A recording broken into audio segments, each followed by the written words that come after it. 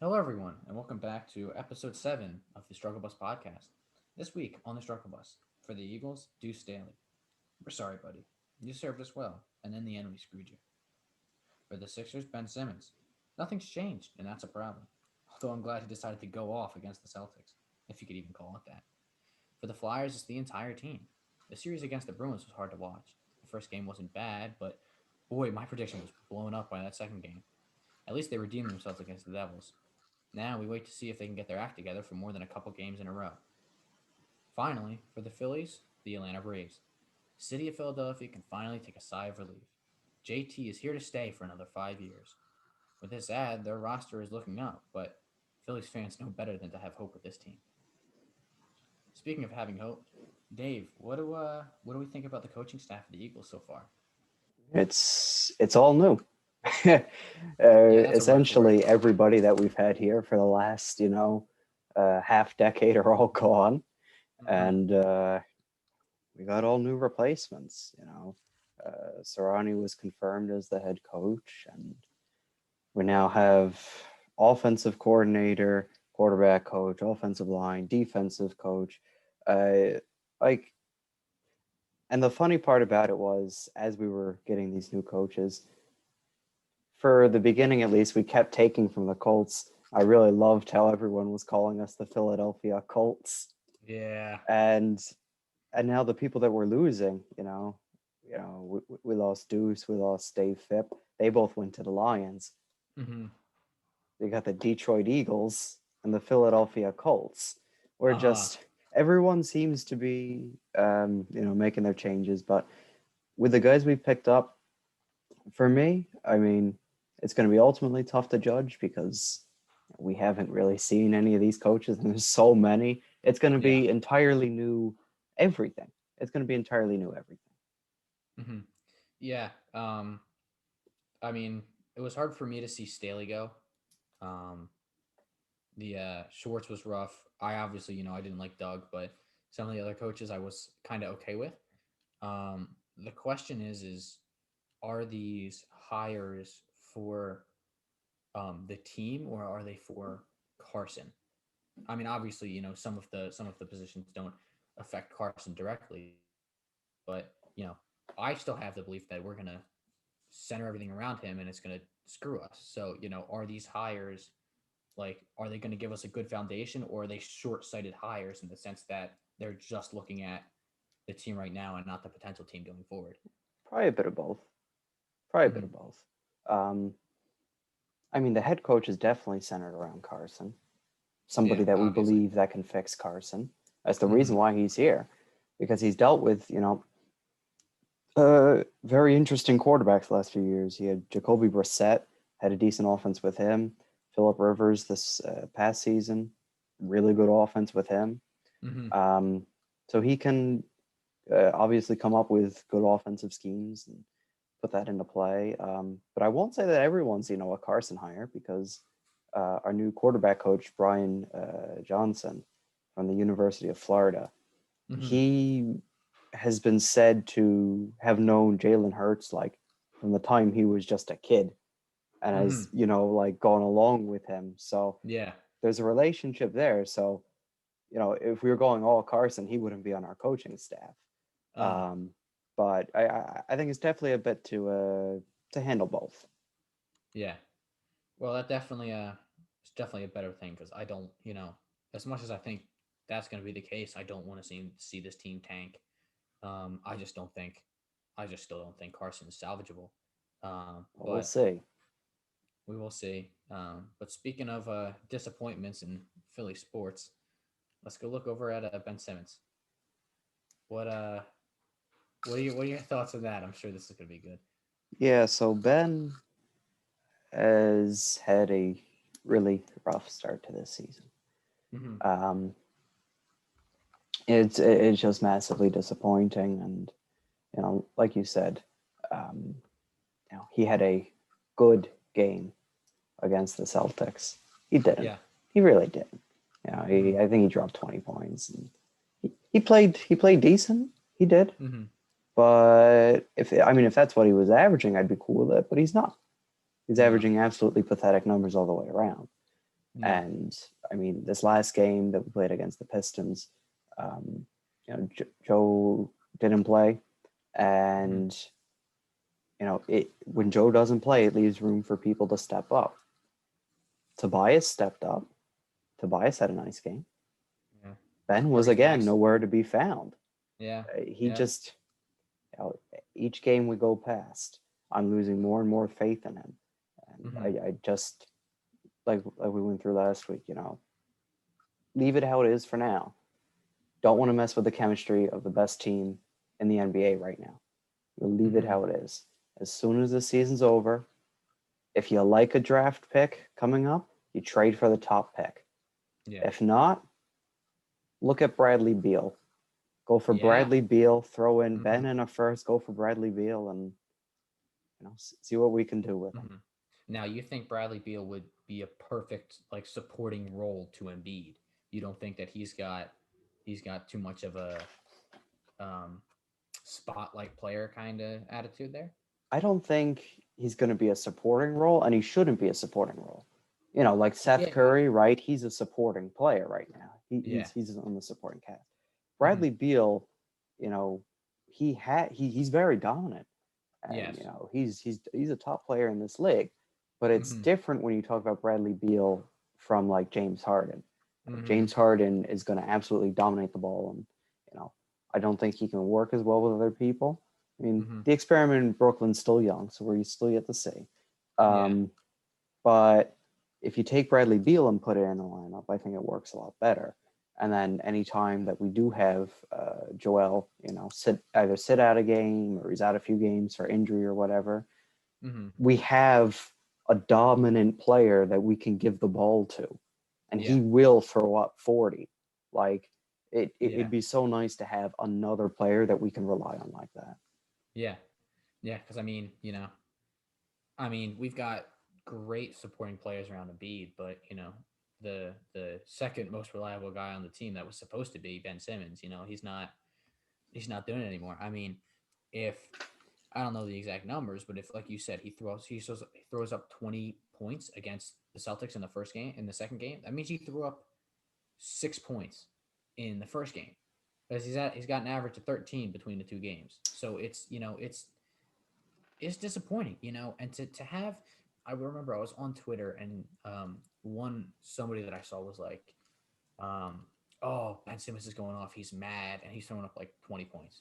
And like, the 20 points is nice. Don't get me wrong.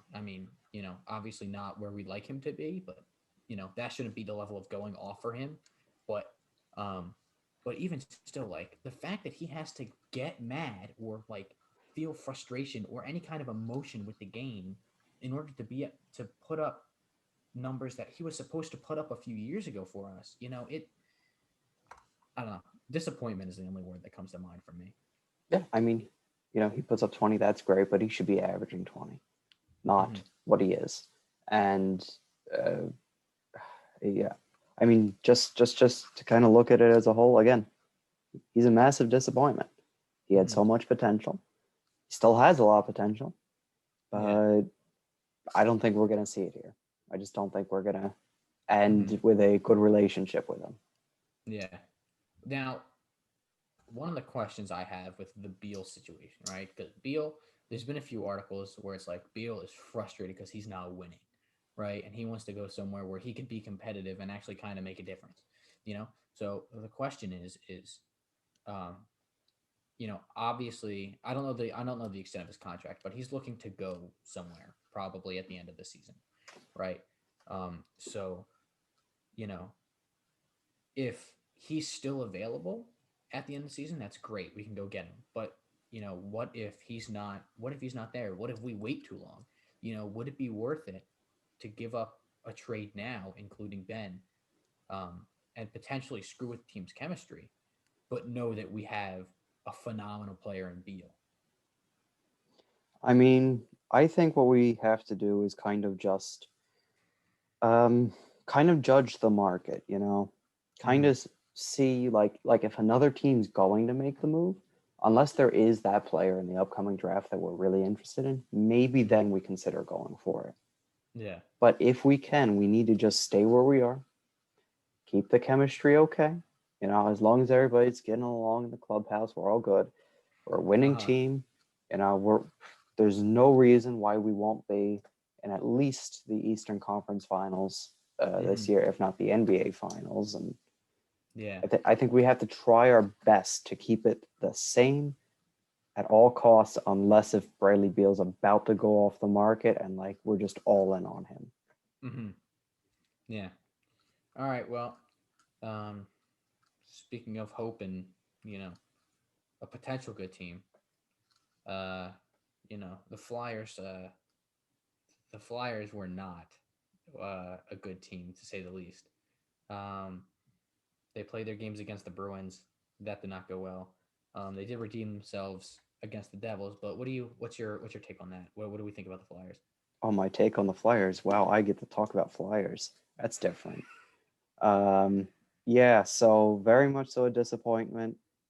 I'd like to blame you personally.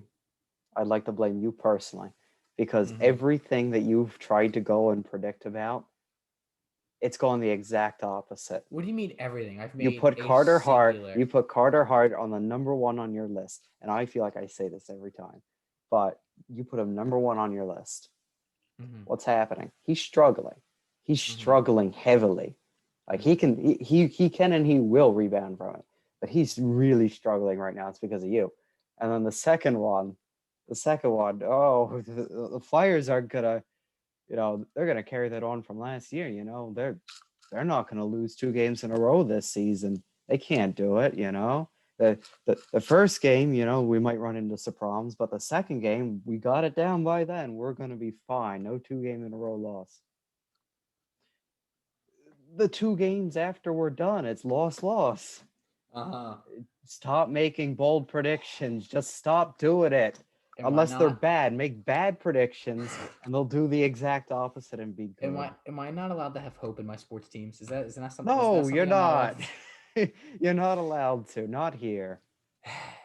Well, the logic behind that was that we learn and we have a coach that is able to teach us to bounce back along with, Drew, who's practically an assistant coach out there. Um, yes, I was wrong. Carter Hart is still entertaining to watch. He still makes great saves. I will not say he is struggling completely. It is the defense's fault in partially. No, no, partially. Yes, it is. It is definitely not all off of him, but it's definitely partially the defense's fault. They have been playing atrociously, at least in those two Bruins games. The Devils, they kind of got better. But yeah, so um, just to run down the line here of issues, the lack of neutral zone control and just momentum there in general. We saw it against the Sabres, right? The Sabres were actually half decent in the neutral zone. We couldn't get any momentum going. The importance of the neutral zone is to gain speed, because the defenders are on their backs. They can't skate as they're on the back skate. They can't skate as fast as you. You run up. We couldn't get any of that happening. We were making dumb passes, and that happens everywhere. Like we've made dumb passes in the defensive zone that have led to goals. We've made dumb passes in the neutral zone that's led to breakaways and one-on-ones, and um, in the offensive zone we make dumb passes, but also we just can't seem to set up. Like one of the things that has been stressed to the Flyers is like you need to dump the puck in and get there and do something with it, which is a perfectly fine strategy. But you have to be able to set up and be ready for that. But if you're throwing it in and every time you throw the puck in, it's a 2-on-1, you know, and in a battle for the corner, you're not going to win those. So as much as throwing the puck in there and figuring it out is fine, there has to be a plan there. So I see that too many times. It's a shame because a lot of times there's a pass that goes awry or somebody makes the wrong move, and it's just a mess. I know I mentioned passing before, but they need to start skating with their heads up. People are dropping pucks behind them, leaving pucks vulnerable. They're trying to make these cool, you know, passes that are just low percentage passes. In hockey you have low percentage shots that you take and the chance of them going in is just astronomically low. We're doing that with passes here. We're making passes that you know the risk would be great in the sense that there's a better chance that we'd end up with a goal, but the fact is we're not going to pass it through three players skates and sticks. you know so to see those kinds of passes in the offensive zone, to see passes where the puck's left vulnerable in the neutral and defensive zones, it's rough. Um, we mentioned Carter Hart struggling. Yeah. Um, you know, I, I don't even know. I don't even know what it could be. Maybe it's just the team as in general. But he's definitely not getting enough support from his defense. They're leaving people out in front. They're not winning the battles in the corner in our zone, and that's another thing. Like we've gotten progressively more physical as the season has gone on, but I still don't think we're there yet.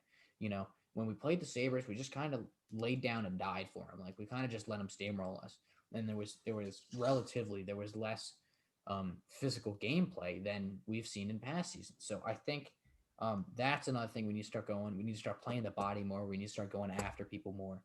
Um, and that'll definitely help us in the defensive zone because we are letting people just kind of walk over us until they take a shot, it bounces off of our goalie, and we regroup and they go back to change. It's for me. There's a lack of dominant gameplay in both the defensive and neutral zones. Once we get into the offensive zone, and we can set up with that caveat, if we can set up, you know, then we're dominant. It's like we did with the Penguins. We just kept hammering them in the offensive zone, but you know, um, when we don't is the problem. Um, Last few points, power play looked better when we played the Devils. We got 2 goals off of our play. That was phenomenal. At least we're finally taking advantage of chances, that we've been given. We're not just throwing those away. Um, you know, got some good goals during, full strength. And finally, Phil Myers and Couturier are looking to come back soon. Phil Myers met with Alain Vigneault today. He should be back relatively soon. Couturier, same thing. And especially with him, it'll be nice to have a veteran center on the team again. His hockey intelligence and his level of passing is going to help this team out just so much because he's going to be the guy that's going to lead them in playing heads up hockey in the sense that you're looking and actively thinking about where you're going to pass the puck and not just instinctively seeing orange jersey and not the path that the puck has to take to get there and just throwing it and having it turn into a turnover. So um, that's my list. I don't know if you have anything to add to that.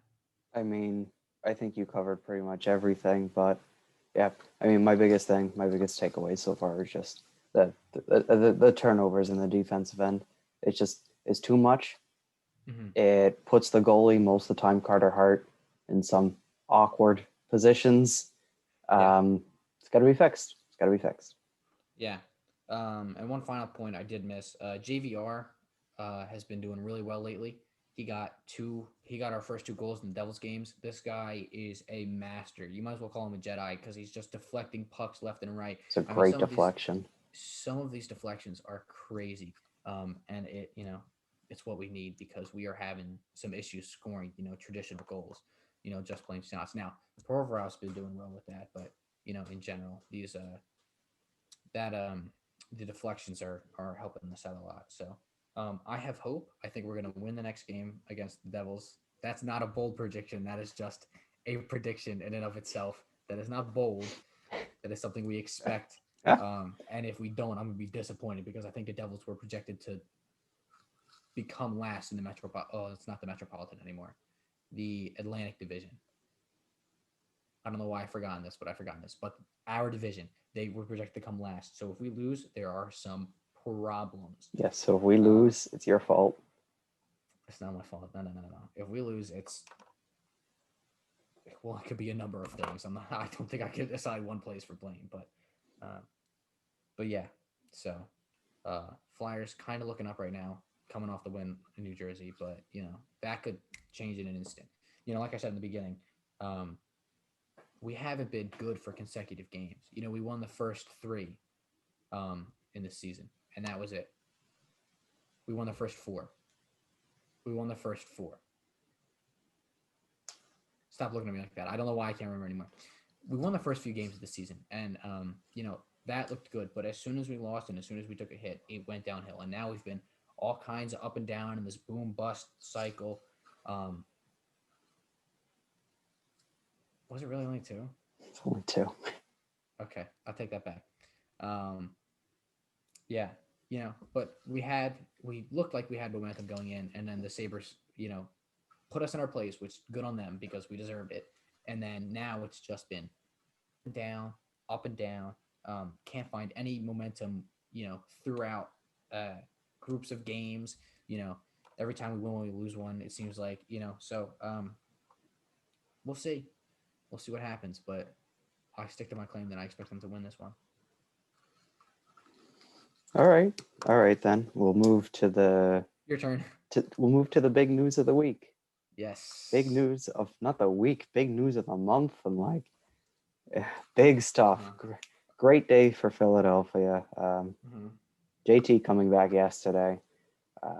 5 years, 115 and a half. Contract looking like it's going to be backloaded. He's taken I think it's 10 mil off for this season. Maybe the next one will just be thrown to probably the last two.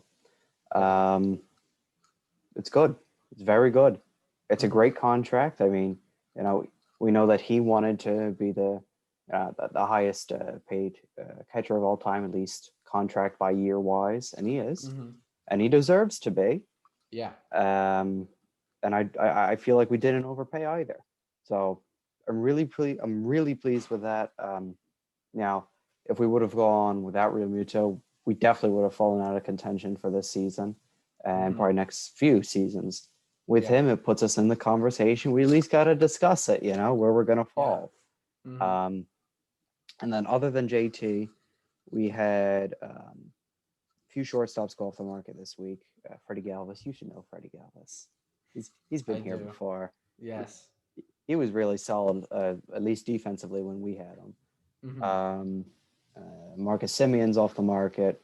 Andrelton Simmonds went off the market yesterday.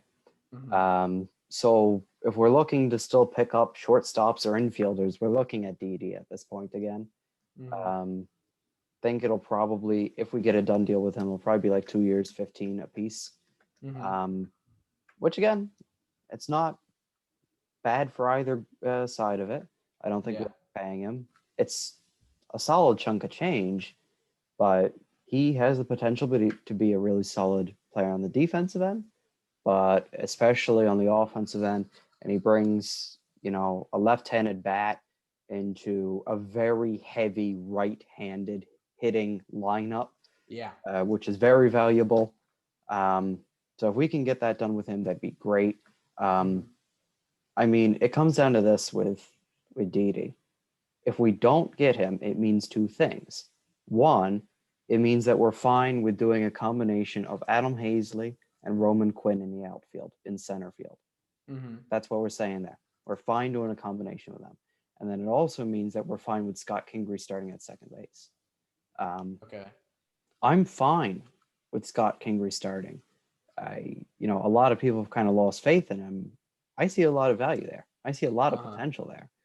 Um, and if we do pick up Didi, it's going to put him back either on the bench or out in center field in a three-way, competition for it with Hazley and Quinn.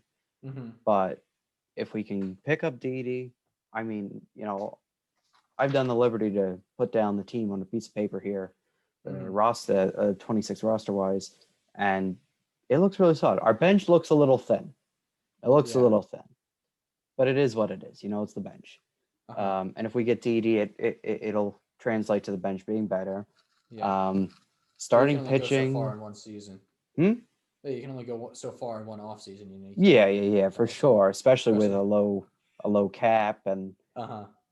yeah, you can only go so far. Yeah, starting pitching looks. I mean, honestly, it looks solid. Mm-hmm. Nola Wheeler, those are the top two of it. Need Mm-hmm. to be our aces. Need to both be under 3 ERA. Yeah. It'd be a miracle if they both hovered around 2.5. Um, Zach Eflin, if we can get him around 3.5, that'd be really nice. Mm-hmm. Spencer Howard coming into his second season, his first full season. Who knows what we can expect from him, but I hope it's good things. Mm-hmm. And that last spot, it's up for grabs. Could be Vince Velasquez. I'd rather it not be, but it could be Vince Velasquez. Uh-huh. Could be Medina if he comes up and actually can stick on the professional roster. That would be cool. Mm-hmm.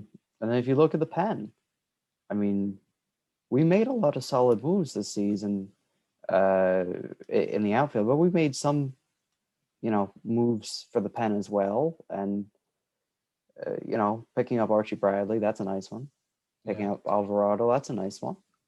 We've had some smaller ones that don't really matter, but you Mm-hmm. know, we already had the foundation we can build around. Hector Neris isn't great, but he could be like a seventh inning guy. Yeah. Sir Anthony Dominguez, he has the potential to be a setup guy, maybe even a closer. Mm-hmm. Jojo Romero had an absolutely insane season last year. So while I've talked about before us losing Adam Morgan and him being our lefty specialist, Jojo Romero could very well fill that role and fill it Mm-hmm. maybe even better. Um, we'll probably run with David Hale again, just even though he had a bad season, but and then maybe fill out with Suarez. But overall the team looks really solid, and it's so tough for me to like give a real prediction for this team because the Mm-hmm. last few years I've truly felt like we should have made the playoffs the last few seasons. Yeah. And as you know, we haven't, and we haven't even got close to it. Yeah, I'm very well Um, aware of that. so I don't know. This could. I don't see if we play a full 162 this year. I don't see this team getting under 90 wins. This should be a 90-win team. Mm-hmm. 90 wins in some divisions, that's enough to win it. And ours probably not. Our Yeah. division's going to take probably 105 games to win it. Mm-hmm. To make the wild card, it might even be 100. It's going to be close. It's going to be a real Mm-hmm. close one. So my question is, so we had there were worries in the beginning of the season that the Phillies um, had so little money that JT wasn't going to be an option. You know, that we weren't going to be able to fit his contract. So we fit his contract, right? So we spend the 115.5 million, and then you go to um, Didi and you give him the 30 million for 2 years, right? A, do we need to make any moves after that? And B, are the moves even worth making if we need to make them? Because at that point, you'd imagine, unless the Phillies management was just lying flat out and they do have the money, but at that point, I'd imagine the salary cap you have is it's getting close, So what's going on with that? I mean, first of all, I mean, our owner is a known liar. So take everything with a grain of salt. But if we do end up signing Didi, we should be just about out of money. We Mm-hmm. should be just about out. That's why we've made smaller moves to like fix Yeah, the pen. yeah, Um, I really wish we just had some extra money. I uh huh, really wish, because Trevor Bauer is still out there. uh huh, My God, I wish we could pick up Trevor Bauer. He's such a fun player to watch, and how he goes against the baseball commissioner, and how upper management in the MLB hates him, but uh huh. the fans love him, teammates love him. And Cy Young last year. If we had the money, I would love to see him. Let's pick him up. Unfortunately, we don't. Uh huh. I hope he ends up going to the Angels, because the only other like big target right now is the Mets. I know I'd you'd be love so that. upset. I'd be so upset if a guy I really enjoy watching goes to the Mets, because then I can't enjoy watching him anymore. Mm-hmm. Um, I mean, we've been in talks with some low level pitchers for like minor league deals and stuff. Mm-hmm. Um, but yeah, I mean, especially if we don't sign Didi, we don't have the money to make any more big signings. Yeah. Anything would have to come from like big trades. Um, this is about the roster that we're looking at. Give or take Didi, this is what we're looking at. Yeah. Yeah. Well, as scary as it is, there's a little bit of hope with this team. Uh, yeah, there's hope, but hope for the Phillies could mean, you know, it could Complete and mean utter 70 disappointment. wins and a losing record. We don't Uh, know. We don't know. yeah. Well, at least we'll be used to that feeling. Plenty used to it. All right. Well, that about does it. A little bit of a slower week this week, but we've got the Sixers and the Lakers coming up tonight. You've got Phillies and the Devils The Flyers and the Phillies Devils. and the Devils. That's new to me. That's real news to me. You know, I mean, the Flyers announcers made the same mistake last night. did they really? Yeah, during the game, you referred to the Flyers as the Phillies. That's so funny. Well, I have an excuse now. My brain's not firing on all cylinders. Um, so we got the Flyers and the Devils. I'm sure we'll see something come out of the Eagles. You know, with all the changes that they're making, maybe they'll throw another wrench in the works somewhere. Um, but yeah, so that's about it for this week, right? That's about it. Yeah. So we'll see you guys next week, and yeah, peace out.